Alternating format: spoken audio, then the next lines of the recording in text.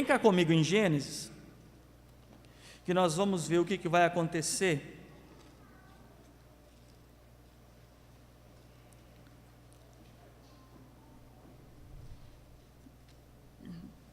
Capítulo de número 3,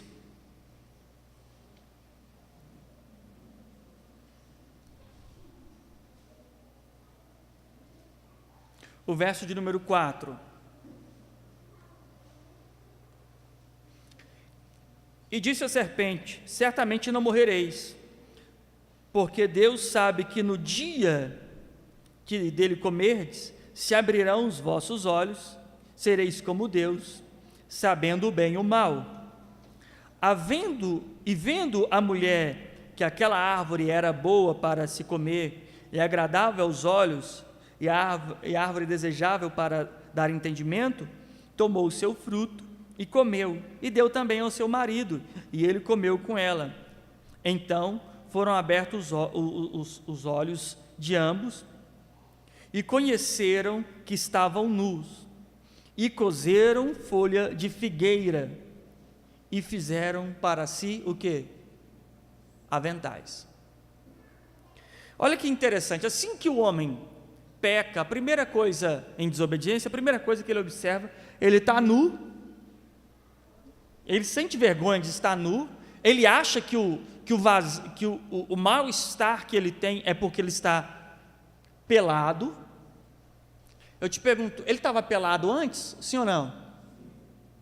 Então ele acha que o mal, que agora, esse constrangimento que ele está com a sua companheira ali, é o fato dele estar nu, o constrangimento que ele está ali, de estar num lugar aberto, é o fato dele não ter roupa. Aí o que ele faz? Uma ótima ideia, tomado de profunda sabedoria, ele vai tecer uma roupa para ele. Aí ele olha para um lado, para o outro, o que ele vê? Uma figueira. Genial! O que ele faz? O meu problema, o mal que eu estou sentindo, é porque eu estou pelado. Aí ele vai lá e pega e faz uma saia rodada de folha. Vai saber que estilo daquela época, ele quis produzir. Aí vai cobrir o seu corpo com folha.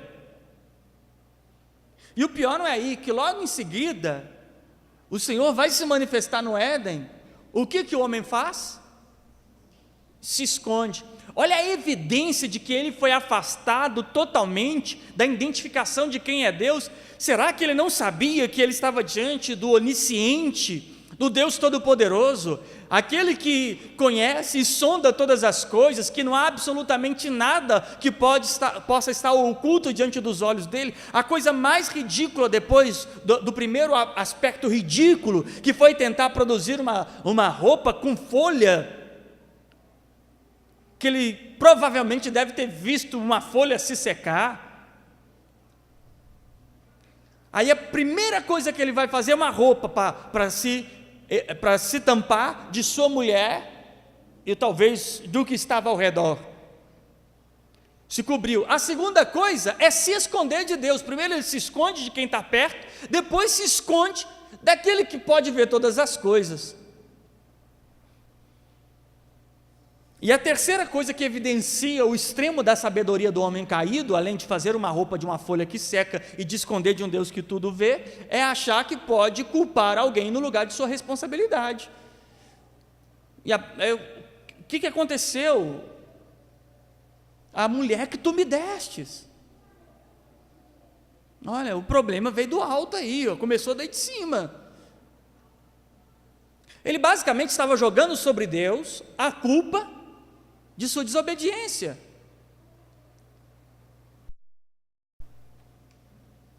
E é esta humanidade que vai sendo gerada, porque Adão começa agora a ser o pai de toda a geração da humanidade, que é criada nesse mesmo aspecto, nessa mesma lógica, produzido por esse mesmo viés, de que ele pode cobrir o que ele é dos outros, pode esconder de Deus quem ele é, e ainda pode justificar os seus erros sobre qualquer um. Essa é a matriz da construção da lógica da glória humana. Ele vai se esconder dos outros, criando uma estrutura fictícia, falsa, de seu caráter. Ou você nunca viu, ou nunca conheceu alguém que, ei, tudo bem? Nossa, eu odeio essa pessoa. Não, nunca viu isso acontecer?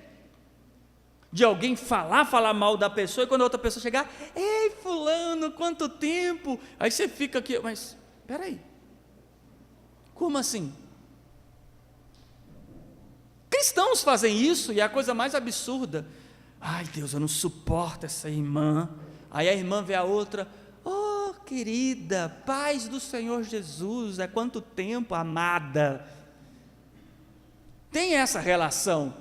Por causa de quê? Isto é a própria natureza adâmica, em que algumas pessoas acham que pelo fato de se tornarem evangélicas, elas foram extintas. Pelo contrário, aquilo que o próprio João Batista disse para os religiosos, olha, vocês acham que estão fugindo da ira futura, mas não estão, porque estão debaixo da mesma natureza, da mesma situação, e o homem buscando estas glórias. E de que forma que ele busca glória? Triunfos sociais, triunfos intelectuais, triunfos financeiros. De alguma forma ele quer estar bem posicionado na sociedade. Quem dentre nós nunca planejou ser bem sucedido, e toda vez que a gente pensa na palavra bem sucedido, a gente está pensando qual é a nossa posição diante da sociedade? Quando você pensa assim, ó, fulano de tal é bem sucedido, qual é a primeira reflexo que tem na mente do ser humano? É posição social que ele adquiriu. Qual? Se ele é bem sucedido, então ele deve ter um bom salário e deve ter um ótimo emprego. Se ele é bem sucedido, ele deve ter, sei lá, uma esposa bonita e filhos. Qual será o aspecto de bem-sucedido? O homem constrói essa identificação. A humanidade vai construindo isso e começou a dividir reinos. Antes eram povos pequenos ali, gerados de Adão. Povos pequenos, depois estes homens, essas nações começaram a se concentrar, se organizar para dominar outro grupo menor. Começou a ter domínio intelectual, começou a ter domínio bélico, armado, ou seja, quem tinha mais condição de armamento, estrutura e intelectualidade, ele dominava um grupo menor. Então o aspecto intelectual dominava o coletivo, esse coletivo se armava e dominava um coletivo inferior, e assim foi construindo os reinos, até nós chegarmos aqui. Então as pessoas hoje vivem à busca da construção da sua própria glória. E tem cristãos que buscam as mesmas coisas que os outros na humanidade buscam. A glória hoje, em nosso século, é o dinheiro. Todo mundo busca ter muito dinheiro. Todo mundo quer ter muito dinheiro. A glória das pessoas sempre é algum tipo desse triunfo. E muitos crentes, e a Asaf deixa isso bem claro na descrição do Salmo, é a observação de como o ímpio vai dando bem na vida. Você já parou para pensar quanto ímpio é muito melhor do que eu e você? Em vida financeira,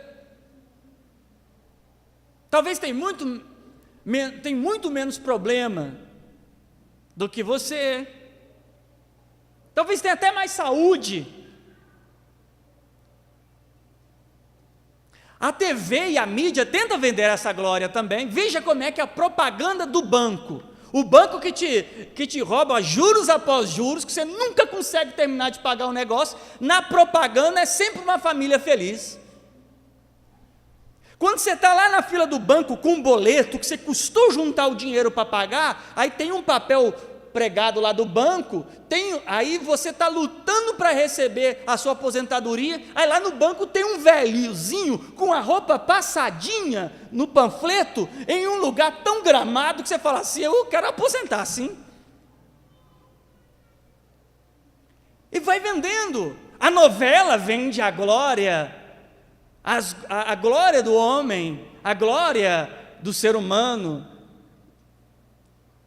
Não consegue retratar nem a miséria. Eu lembro que, alguns anos atrás, eu estava vendo uma cena de novela e era uma casa pobre. Aí estavam tomando suco de laranja, comendo mamão. Falei, que pobre é esse? A minha vida toda eu comi foi pão com margarina? Como é que eles fazem pobre com isso? Porque nem coragem de retratar a pobreza, porque querem vender a glória. Veja como que é a propaganda de um carro, gente.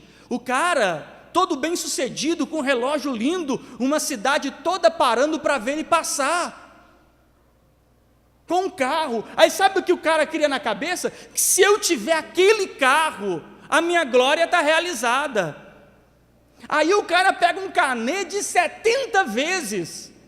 Só porque na propaganda as mulheres tudo parou para ver o carro passando, e ele nem para pensar que aquilo é uma peça publicitária. Aí sabe o que ele faz? O homem lá do Éden, que estava querendo cobrir de folha, ele acha, vou me cobrir disso. Aí cobre do carro. Aí depois vai para a viagem, as propagandas de viagem parece a coisa mais fácil do mundo. E assim vai. Mas lá em Gênesis deixa bem claro que do que o homem se cobre é de uma coisa extremamente temporária. Do que o homem se cobre é uma coisa extremamente corrosiva. Se destrói, seca. A glória desse homem são suas riquezas, suas conquistas. Olha o que o Senhor Jesus disse acerca dessas riquezas. Vá comigo aqui em Mateus.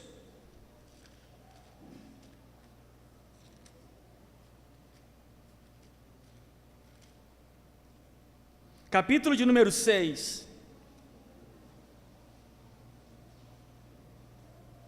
O verso de número 19.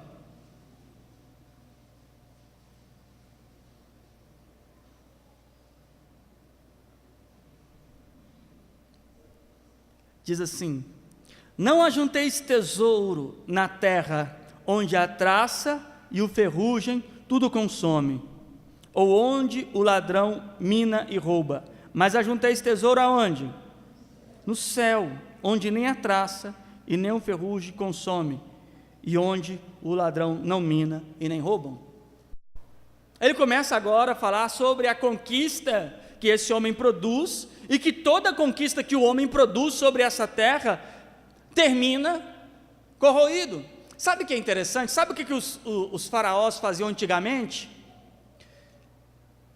Ele, na tumba dele, ele pegava os maiores pertences preciosos que ele tinha, ele colocava com ele na tumba. Então ele era posto o cadáver, enchia ali de ouro, para quê? Para que na hora que ele fosse para o além, para outra vida, ele não fosse pobre. Olha que coisa. E tinha um outro problema. Quando o faraó tinha alguém de extrema confiança, e se ele fosse morrer, sabe o que ele fazia? Mandava matar aquele cara, para que pudesse junto lá do lado, para que quando ele entrasse no além, não entrasse sozinho, com a pessoa de maior confiança. Olha que roubada que era ser amigo do faraó. Então, esta é a lógica. O homem acha, as pessoas acham que vão viver muito, e que elas estão atrás disso mesmo, de serem glorificadas. Elas querem ser glorificadas. Em algum tempo, foi o soldado lá, nas batalhas de espada, ser lembrado e memorizado nas canções de seu país pela conquista que aconteceu. Outros pela riqueza e de ter o domínio das nações, dos povos. E aí foi imigrando para nós e chegar em nossa construção existencial hoje, que a glória do homem é desde uma roupa cara que ele conseguiu comprar, a uma viagem que ele conseguiu fazer, um carro que ele adquiriu, um status social, alguma coisa, ele quer enquadrar e colocar como a glória da vida dele. E eu deixo te dizer, tudo que eu e você conquistarmos com nossa intelectualidade, desempenho de força e propósito humano, deixa eu te dizer uma coisa, vai chegar um momento que você possa ser do pedreiro ao dono de uma mega empresa. Tanto o pedreiro, o ajudante ou o dono de uma mega empresa, vai chegar um momento da vida que ambos vão participar da mesma situação. Sabe o que é? Eles, sem oxigênio nenhum no pulmão, sem alma nenhuma dentro do corpo, vão ser guinchados por uma corda em uma caixa de madeira, descendo a um buraco feito exclusivamente para eles. Sabe o que vai diferir do bilionário para o desempregado na hora do seu enterro? Talvez a qualidade instrumental de seu enterro, mas o fim é o mesmo.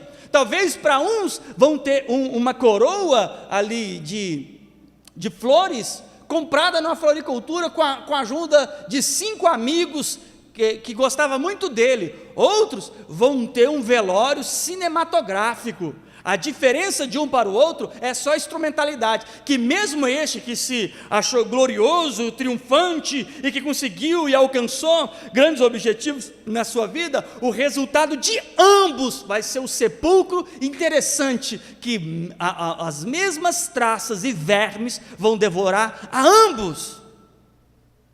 E esta é a realidade. A glória do homem o fim dela é exatamente essa. E por mais que você possa ter feito alguma coisa interessante na sociedade, o final da glória humana é o sepulcro e pronto. Uma lápide bem preparada, talvez uma mais cara, talvez você possa ter o seu enterro no cemitério de Contagem aqui, ou no cemitério da Paz, não interessa. A grande realidade é que no final, ou sobre uma terra socada, feia, ou uma grama bem palpada, você vai para o mesmo lugar.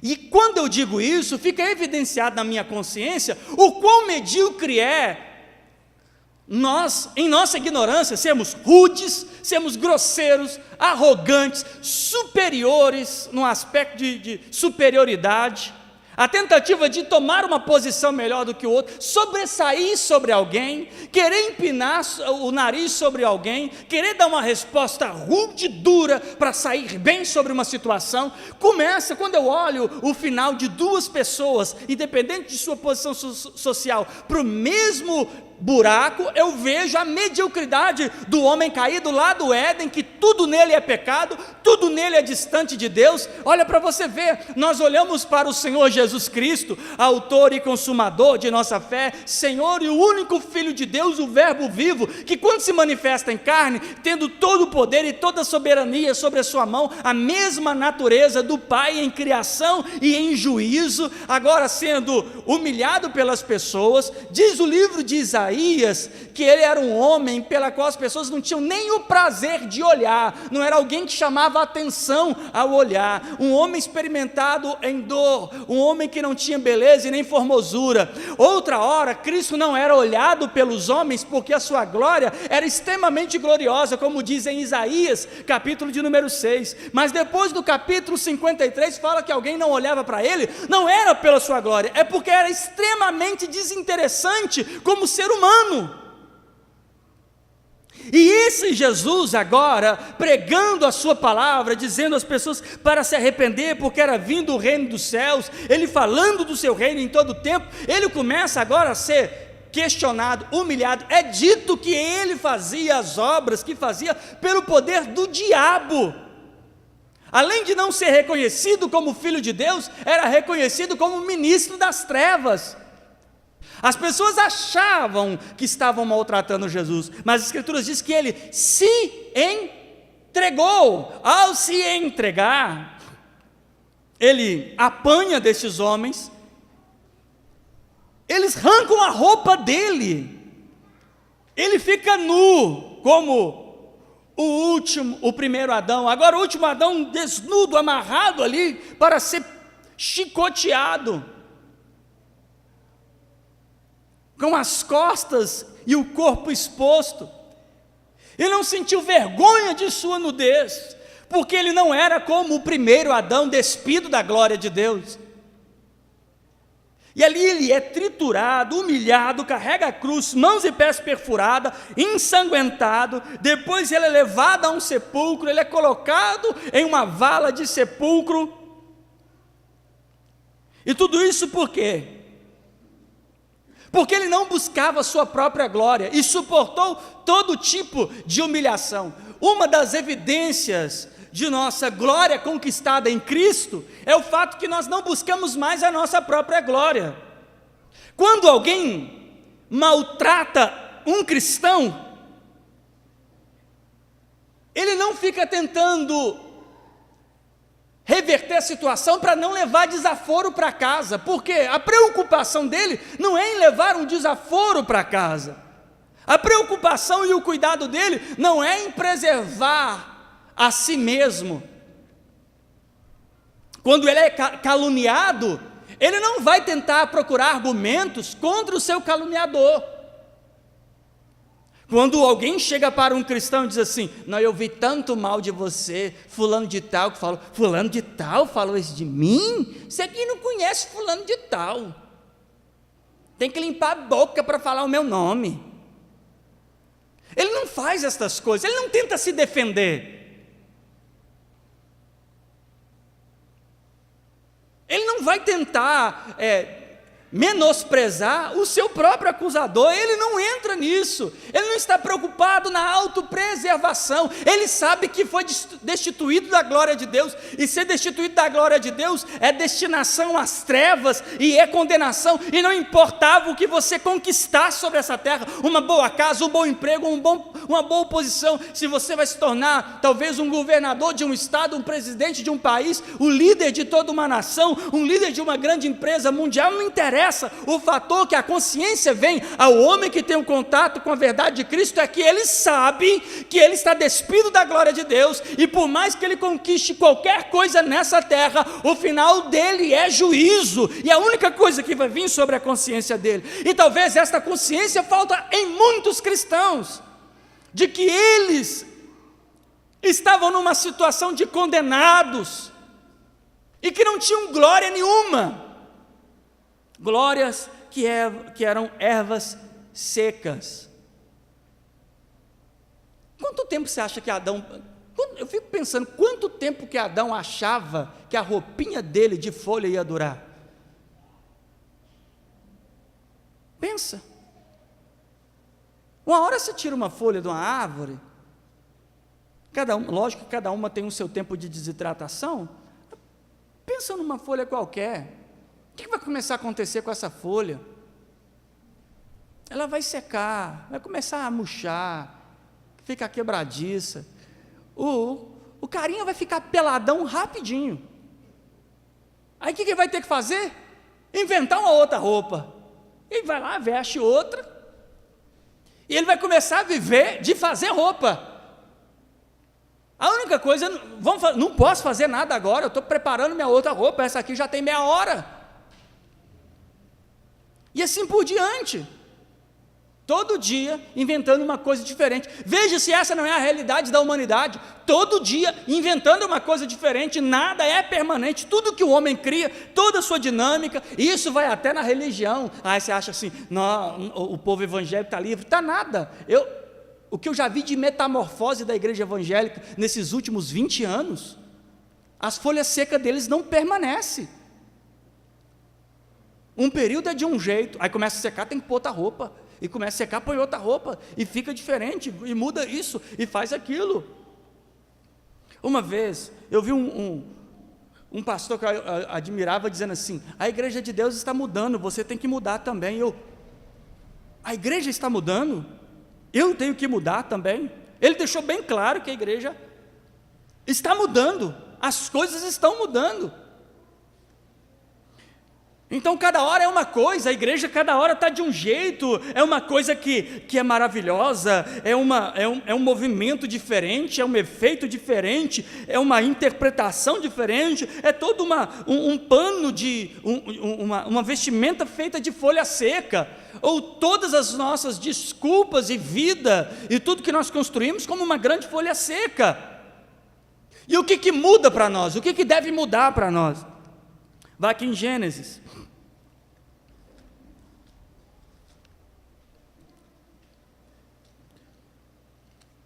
No capítulo de número 3.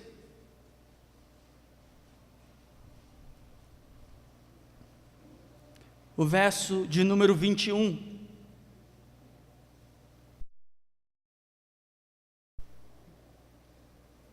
E fez o Senhor Deus a Adão e a sua mulher túnicas de quê? E os... No mesmo capítulo, antes você vê Adão pecar, olha para sua mulher e diz: eu sei por que estamos constrangidos, é porque nós estamos pelados. Pega a folha, tampa o corpo. Melhorou. Deus está vindo. Sai quebrando, esconde atrás da moita. Ele não vai nos ver aqui.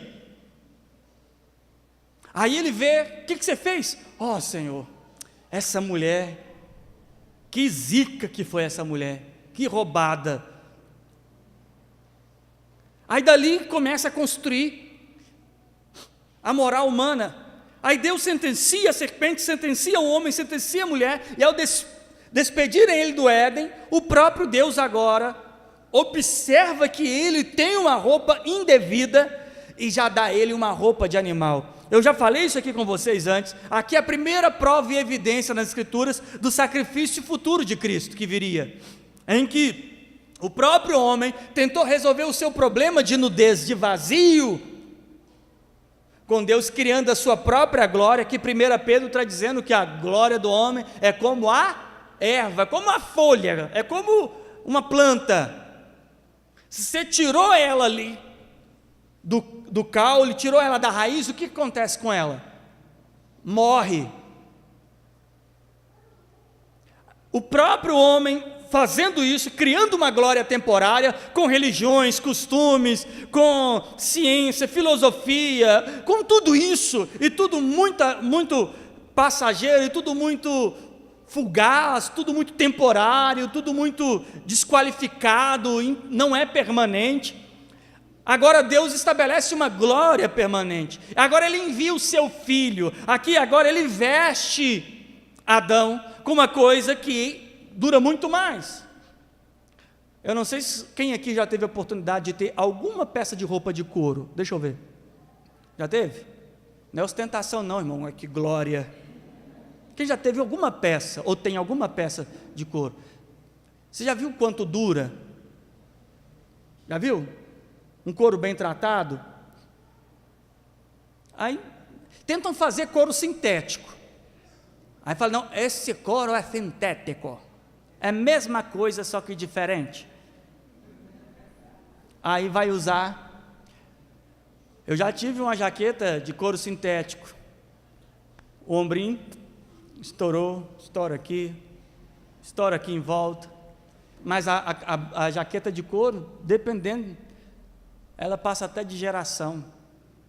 Agora imagina a diferença de uma roupa de couro para uma de folha de figueira. Olha a diferença. Se uma roupa de couro dura mais do que uma roupa de tecido comum, agora imagina a folha de figueira. Então basicamente o que Pedro está dizendo é que tudo que nós construímos pelos nossos próprios interesses e objetivos, na construção de nosso próprio ideal, para nos colocarmos em uma posição de realização diante dos outros, nada mais é do que uma grande folha de figueira. Toda a minha religiosidade e devoção, que leva a minha autoglorificação, à chamada vanglória. O Senhor Jesus questiona isso lá em Mateus. Quando você jejua para se sentir espiritual, é folha de figueira. Quando você passa a orar várias vezes no seu dia e está procurando alguém para contar que você está orando mais agora, já é uma folha de figueira. É por isso que não dura. Quando você começa a ler mais a Bíblia e está procurando alguém para saber que você está lendo mais a Bíblia, Eu preciso dividir com alguém que estou lendo mais a Bíblia. Oh, irmão, eu estou assim passando um momento tão abençoado, estou lendo de Gênesis Apocalipse todo dia. Ou arrotando a vida de oração. Irmão, Deus, eu estou agora orando 7 vezes por dia, 7 dias por semana. Eu estou tendo revelações de coisas tão profundas. Ele está procurando alguém para falar o quanto ele está sendo espiritual, o quanto as coisas que ele está tendo de realizações, né? O Senhor Jesus já falava, não faz cara de miserável quando você estiver em jejum. Aí o povo, quer um cafezinho? Não, está na bênção. Sabe, todos são muito medíocres. Já falei aqui, tem que andar descalço, não pode andar descalço, anda descalço dentro do seu quarto, não, tem que andar na rua, porque é sinal de humildade, que é de humilhação. Olha, coloca na sua cabeça, nenhum religioso que veste de pano de saco e anda descalço, está se sentindo humilhado. Pelo contrário, está se sentindo glorificado. Olha como é devoto, está usando essa roupinha de pano de saco desfiada. Olha, o pezinho deve estar cheio de bolha. Tem 1 mês que está andando descalço. Nem ora em português mais, só em língua estranha.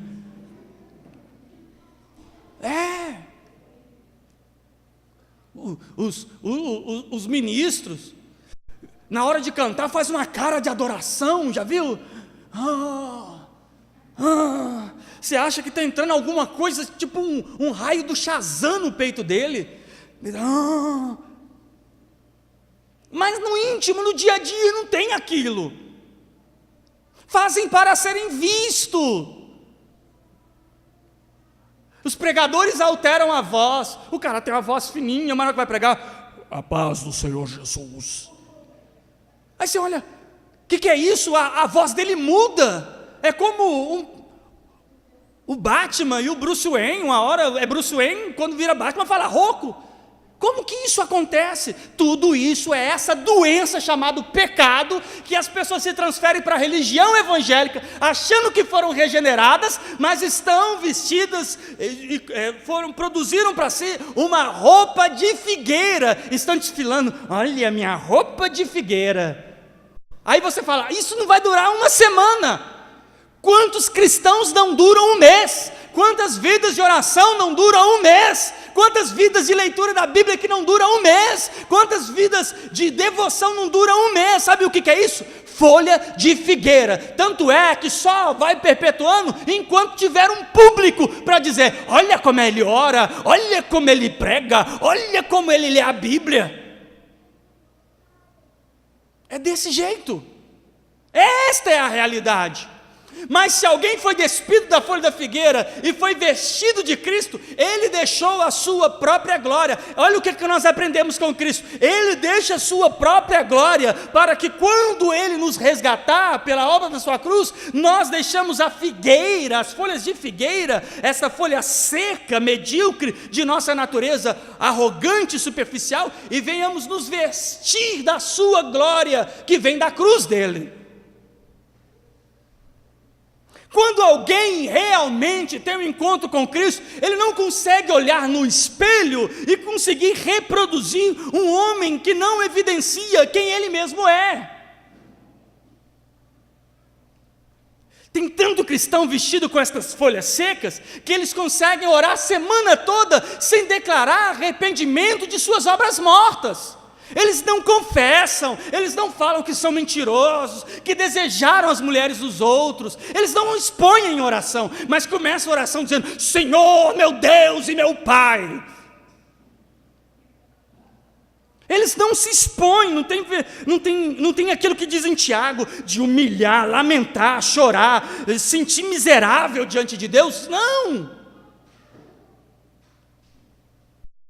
Vai comigo em 1 Coríntios, capítulo de número 1.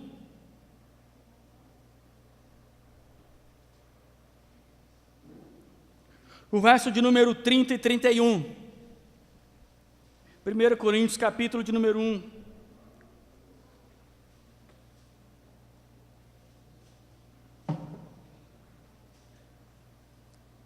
Encheu muito. Diz assim: mas vós sois dele em Jesus Cristo, o qual para nós foi feito por Deus sabedoria, justiça, santificação e redenção, para que, como está escrito, aquele que se glorie em quem? No Senhor.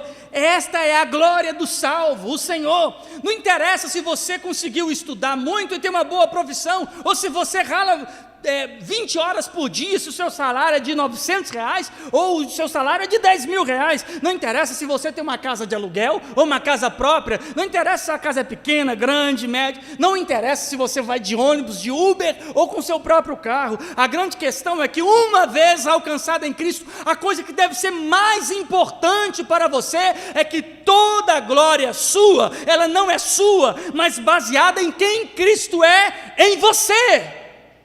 Aquele que te justifica, aquele que te dá sabedoria, aquele que santifica e promove em você redenção. Esta é a nossa glória, é sobre isso que vivemos. E se você viver sobre isso, que se o arrogante quer ser arrogante em cima de você, não fará diferença nenhuma. As pessoas vão dizer: você viu como é que fulano foi tão arrogante com você? Você está nem aí para isso. Olha, você viu como fulano cresceu na vida, que nem Facebook. Quem tem Facebook sabe, Facebook é a mina da mentira e da inveja. A pessoa está viajando, o que ela vai? Posta lá: estou viajando. Está comendo no restaurante, fotinho do prato, estou comendo no restaurante. Aí quem não está viajando, o outro crente que não está viajando e não está indo no restaurante, nossa, glória a Deus. Essa é a realidade. Por que eu não tenho essas misérias? Porque é essas misérias que estão ali dentro. Um tira uma foto, uma selfie, um dia feliz. Ou o outro tira lá, Deus seja glorificado. Cada coisa, você olha assim, mas para que isso? Que vida miserável. Sabe? Antigamente, foto, esse dia para trás eu fui ver foto lá de casa, eu fui lá na minha mãe, peguei uns negócios velhos lá, os book antigos, fui ver foto de criança. Isso para mim é foto, você senta com a família, você lembra nesse dia? Lembro. Hoje não, foto é para arrotar a superioridade, a arrogância da vida miserável, que nem é aquilo. Conseguiu no Groupon, o restaurante foi lá no restaurante, tirou foto, acho que está gastando. Esta é a vida, e tem cristãos vivendo isso, querem aparecer com a melhor maneira possível, a melhor roupa possível, o melhor terno, a melhor gravata, o melhor sapato, querem o melhor vestido, né? Eu já fui em lugar assim que eu achei que eu não estava na igreja, estava num desfile de moda, as mulheres passavam no corredor do meio para chegar no final, e sabe, os homens desfilando com pavoas. Isto é realidade. Estão vendendo imagens. Cristãos estão vivendo debaixo de imagens que não podem sustentar, não querem viver uma realidade de simplicidade, de humildade, de vida simples, de vida honesta diante de Deus, de declarar diante de Deus as suas misérias e pecados, e saber que não é melhor do que ninguém, e saber que não é mais espiritual do que ninguém. Te venderam essa imagem, sempre é assim. Por que muitos olham para um pastor religioso que está lá com o melhor terno, o melhor sapato, e falam: esse cara deve ser o melhor com Deus, não é possível? Por quê? Porque te vendem isso. Olham para uma igreja que é alugada, virada, esquisita, que nem a nossa, e falam assim: não tem Deus nesse negócio não, tem Deus naquela. Poxa, eu vi aquela lá, tinha até ar-condicionado, o coral ficava lá no alto, não é possível que esta, toda estranha, coisada aí, né? Tenha Deus? Ou como eu já fui questionado, querem saber a minha intensidade espiritual qual seminário você fez? Uma vez eu disse para um pastor, falei: eu não fiz seminário não. Ele: tá. Aí ele teve uma decepção. Uma outra, olha essa situação. Uma vez eu conversando com uma pessoa, alguns anos atrás no trabalho, ele falou assim, a gente foi conversando, eu fui vendo que ele era cristão, e eu também, e tal. Ele virou assim, esse é cristão? Eu falei, sou ele. Ele perguntou, qual o cargo que você exerce? Aí eu falei, ixi, rapaz, eu não tenho cargo. Ele virou e falou assim, eu para a glória de Deus, eu sou diácono. Eu disse, que maravilha, hein? Eu não sou diácono, não. Ele, o que você faz na igreja? Eu falei assim, olha, o que eu posso dizer? Eu sirvo os meus irmãos naquilo que está possível. Ele, Aí depois, com o tempo, que eu falei, conversando em outra conversa, ele entendeu que eu pastoreava. Ele, mas você é pastor? Eu falei assim, eu pastorei. Mas você não falou que não tem cargo nenhum? Eu falei, porque pastor não é cargo. As pessoas colocam isso, né? Eu tenho cargo, eu tenho anel de curso de teologia, cadeira cativa para os homens sentar e tudo ficar. Mas você olha para aquela fileira de cadeira lá em cima e fala, não é possível que esses homens não é mais perto de Deus.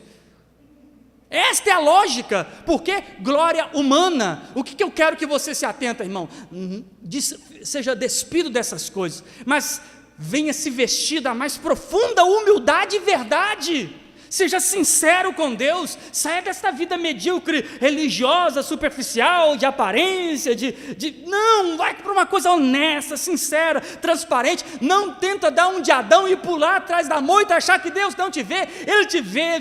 O salmista diz que se eu e você cavarmos até o mais profundo abismo, sabe o que vai acontecer? Ele está vendo.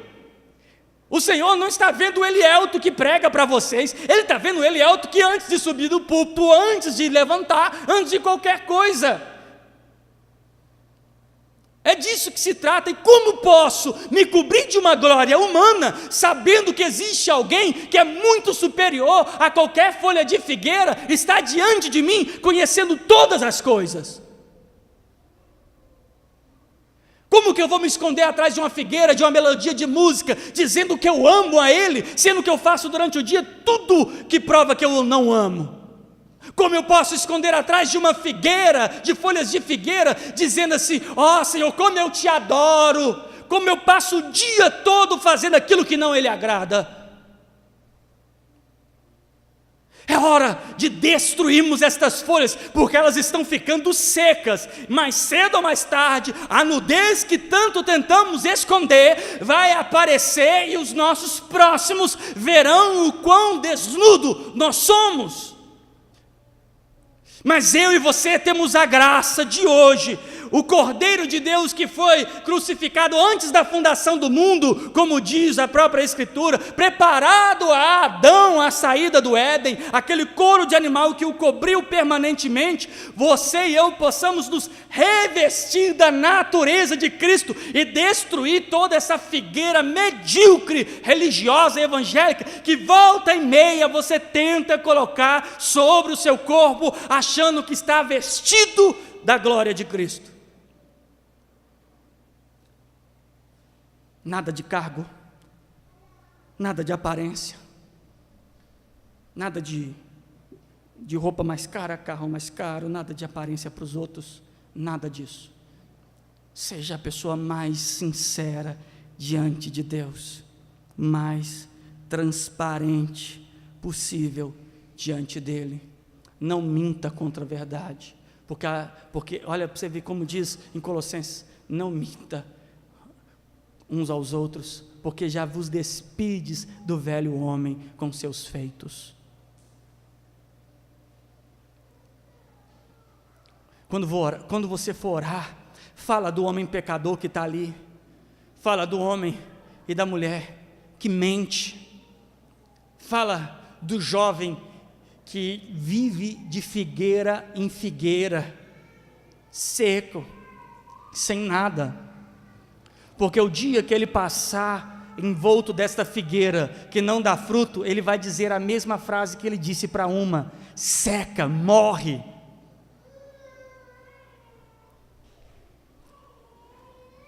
Quero concluir com um texto aqui de Romanos.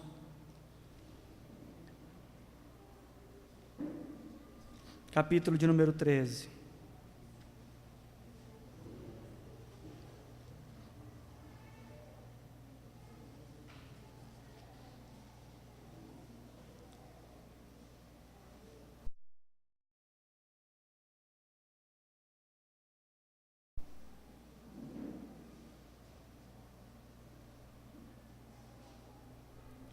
Capítulo 13, verso de número 8.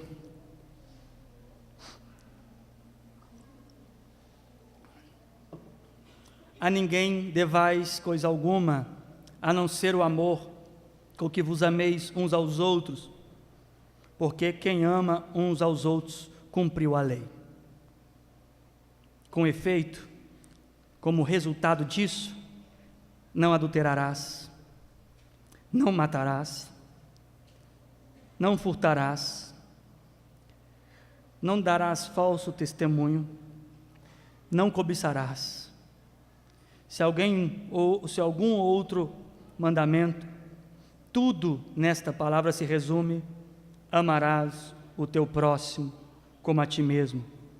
O amor não faz mal ao próximo, de sorte que o cumprimento da lei é o amor. Isto digo, conhecendo o tempo, que é já a hora de despertarmos do sono, porque a nossa salvação está agora mais perto de nós do que quando recebemos ou aceitamos a fé. A noite é passada e o dia é chegado. Rejeitemos, pois, as obras das trevas e vestimos-nos das armas da luz. Andemos honestamente, como de dia, e não em glutonaria ou bebedeiras, e nem em desonestidades, nem em dissoluções, nem em contendas e inveja, mas revesti-vos de quem? Do Senhor Jesus Cristo, e não tenhais cuidado da carne em suas concupiscências. O Senhor Jesus disse: aprendei de mim que sou o quê? Manso e humilde de coração. Esta é a realidade para mim e para você. O que vai nos diferenciar de todo e qualquer será Cristo em nós. Pense nisso. Pense nisso, família. Pense nisso, jovem, homem, mulher. Estamos nus diante dele e não tem folha de figueira que vai mudar essa realidade. Mas se você se revestir de Cristo, você terá os seus pecados justificados